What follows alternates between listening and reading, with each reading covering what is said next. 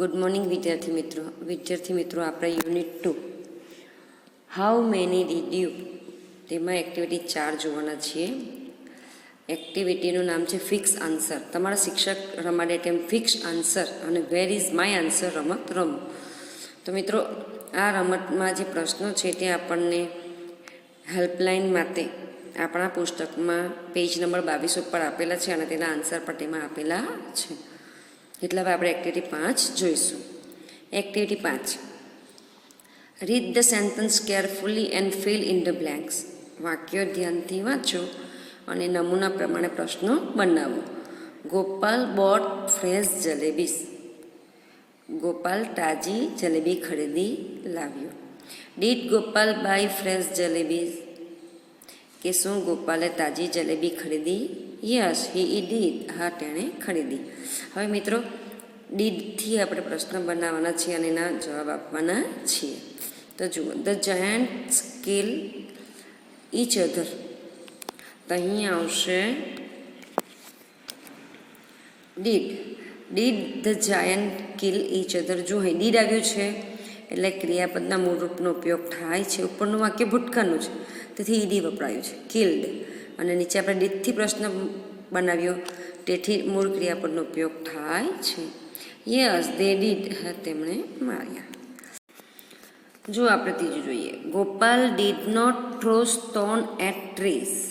તો અહીંમાં બે ખાલી જગ્યા છે. તો અહીં આવશે ડીડ અને અહીં ગોપાલ. કે did Gopal throw stone at મી.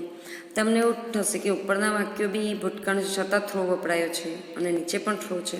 તો મિત્રો, અહીં ડીડ વપરાય છે. જુઓ, અને વાક્ય નકાર છે. જ્યારે વાક્ય નકાર હોય ત્યારે ડીડનો ઉપયોગ થાય છે. ક્યારે? કે ભૂતકાળનું હોય ત્યારે. તેથી અહીં થ્રોનો ઉપયોગ થાય છે. એટલે અહીં પણ આપણે ડીડ આવવાનું છે. ડીડ ગોપાલ આવશે એટલે થ્રોનો ઉપયોગ થાય છે.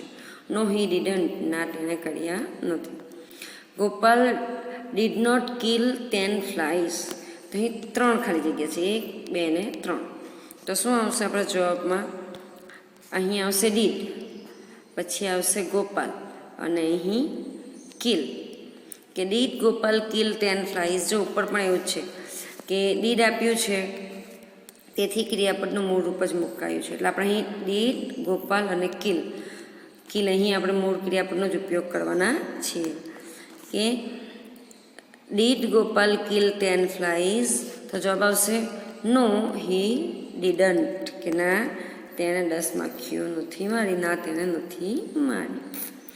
The king promised a rich reward. તો હવે આપણે એનો પ્રશ્ન બનાવશું. તો શું થશે? આખો એ છે, બરાબર ને? તો પહેલાં આપણે ડીડ મૂકશું. ડીડ, પછી આવશે ધ કિંગ પ્રોમિસ. અહીં ડી નીકળી જશે. Did king promise a rich reward. પ્રશ્નાર્થ ચિહ્ન. વાક્યના અંતે પ્રશ્નાર્થ ચિહ્ન જે તો છે જ. એટલે શું લખશું આપણે? Did the king promise a rich reward. તો આવશે અહીં જવાબ યસ હી ડીડ. કારણ કે રાજાએ તેને ઇનામ આપવાનું કહ્યું હતું ને, એટલે આવશે જવાબ યસ હી ડીડ. હવે આપણે બી જોઈશું. ગોપાલ બોટ સમ ફ્રેશ જલેબીસ. ગોપાલ થોડી તાજી જલેબી ખરીદી લાવ્યો. હુ બોટ સમ ફ્રેશ જલેબીસ. કે કોણે તાજી જલેબી ખરીદી? એટલે હુ આવશે તો ગોપાલ. એવી જ રીતે આપણે નીચેના પ્રશ્નો બનાવવાના છે. તો મિત્રો, એક વસ્તુ યાદ રાખજો કે જ્યારે પણ હુંથી પ્રશ્ન બનાવીએ ત્યારે ક્રિયાપદ ભૂતકાળનું હોય તો ભૂતકાળનું જે તે કાળનું ક્રિયાપદ હોય તે જ ક્રિયાપદ રહે છે. એમાં કોઈ પણ પ્રકારનો ફેરફાર થતો નથી. યાદ રાખજો, WH ક્વેશ્ચન્સમાં હું એક અપવાદરૂપ છે કે તેની સાથે વિધાન વાક્યમાં જે પણ ક્રિયાપદનું રૂપ હોય તે જ આપણે મૂકવાનું હોય છે. તેમાં કોઈ પણ પ્રકારનો ફેરફાર કરવાનો નથી. એટલે જોઈએ, ગોપાલ મેડ અ બિગ બેલ્ટ. તો અહીં આવશે હુ મેડ અ બિગ બેલ્ટ. જો અહીં મેડ છે તો અહીંયા પણ મેડ જ રહેશે. Who made a big belt. હવે જોઈએ બીજું, Gopal threw stones at the giants. તો અહીં આવશે હુ થ્યુ. આ જે છે તે જ અહીં પણ આવશે. હુ થ્યુ સ્ટોન્સ એટ ધ જાયન્ટ. કે રાક્ષસ તરફ પથ્થરો કોણે ફેંક્યા. એટલે મિત્રો, હુંને યાદ રાખજો કે જ્યારે પણ હુંથી પ્રશ્ન પૂછાય તો તેની સાથે વિધાન વાક્યનું જે તે ક્રિયાપદનું રૂપ હોય તે જ આપણે મૂકવાનું છે. તેમાં કોઈ પણ પ્રકારનો ફેરફાર કરવાનો નથી. હવે એના પછીનું વાક્ય જોઈએ. Gopal killed 7 flies at 1 blow. તો જો અંડરલાઇન સામે નીચે છે 7 ફ્લાઇઝ એટ વન બ્લો, એક ઘામાં 7 માખીઓ, અહીં 7 માખીઓ મારી છે તેની વાત થઈ છે. એટલે vote did Gopal kill at one blow. જુઓ વોટ ડીડ, અહીં ડીડ આવ્યું એટલે અહીં ક્રિયાપદનું મૂળ રૂપ આવે છે. અહીં જો કિલ્ડ હતું કારણ કે એ ભૂતકાળનું વાક્ય છે, પરંતુ અહીં ડીડ આવ્યું તેથી મૂળ ક્રિયાપદ વપરાયું. What did Gopal kill at one blow, કે ગોપાલે એક ઘામાં શું મારી નાખ્યું, તો કે 7 માખ્યું. બરાબર ને. હવે એનામાં જ બીજો જોઈએ. ગોપાલ લાઇકડ જલેબીઝ, તો વોટ ડીડ ગોપાલ લાઇક, એમાં શું આવશે, ડી નીકળી જશે કારણ કે મૂળ ક્રિયાપદને એ કરવા માટે શું થશે, ડી નીકળી જશે. એટલે વોટ ડીડ ગોપાલ લાઇક, ગોપાલને શું ભાવતું હતું. હવે આપણે એક્ટિવિટી 6 જોવાના છીએ. જૂઠમાં બેસો, વાર્તાના આધારે નીચેના સંવાદ પૂર્ણ કરો અને વર્ગમાં ભજવું. મિત્રો આપણે એક્ટિવિટી 3 7 એટ અ બ્લો જે વાર્તા જોઈ ગયા તેમાંના જ આ બધા વાક્યો છે તે આપણે પૂર્ણ કરવાના છે અને વર્ગમાં એક નાનું નાટક ભજવવાનું છે. તો જોઈએ. Gopal, go away dirty flies, ગંદી માખીઓ ઉડી જાઓ. He kills 7 flies at a blow, તે એક ગામાં 7 માખીઓ મારી નાખે છે. વાવ. 7 એટ વન બ્લો, એક ગામાં 7. હાઉ બ્રેવ આઈ એમ, હું કેટલો બહાદુર છું. ધ કિંગ કોલ્સ હિમ, રાજા તેને બોલાવે છે. King, Gopal, I heard about you, કે મેં તારા વિશે સાંભળ્યું છે. You are a very brave boy, કે તું ખૂબ જ બહાદુર છોકરો છે. Did you really kill 7 at a blow, કે તે સાચે જ એક ગામમાં 7 જણને મારી નાખ્યા હતા. Gopal, yes your majesty, I killed 7 at one blow, કે હા મહારાજ, મેં એક ગામમાં 7 જણને મારી નાખ્યા હતા. King, you are a very useful person, કે તું ખૂબ જ ઉપયોગી માણસ છે. There are 2 cruel Giants in our kingdom, કે આપણા રાજ્યમાં 2 ક્રૂર રાક્ષસો છે. ધે ટ્રબલ પીપલ, તે લોકોને હેરાન કરે છે. There is no one to catch or kill them, કે એવું કોઈ નથી કે જે તેને પકડી શકે અને તેને મારી શકે. Gopal, did any one try to catch them before, કે આ પહેલાં કોઈકે તેને પકડવાની કોશિશ કરી હતી, પ્રયત્ન કર્યો હતો. કિંગ, રાજા, યસ મેની પીપલ ટ્રાઈડ, હા ઘણા લોકોએ પ્રયત્ન કર્યો હતો. બટ દે ફેલ, પરંતુ તેઓ નિષ્ફળ ગયા. યુ આર બ્રેવ, તું બહાદુર છે. You killed 7 at a blow, તે એક ગામમાં 7 જણને મારી નાખ્યા હતા.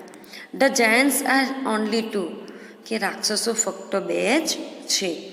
Kill them and I will give you a rich reward, કે તું તેને મારી નાખ તો હું તને મોટું ઇનામ આપીશ.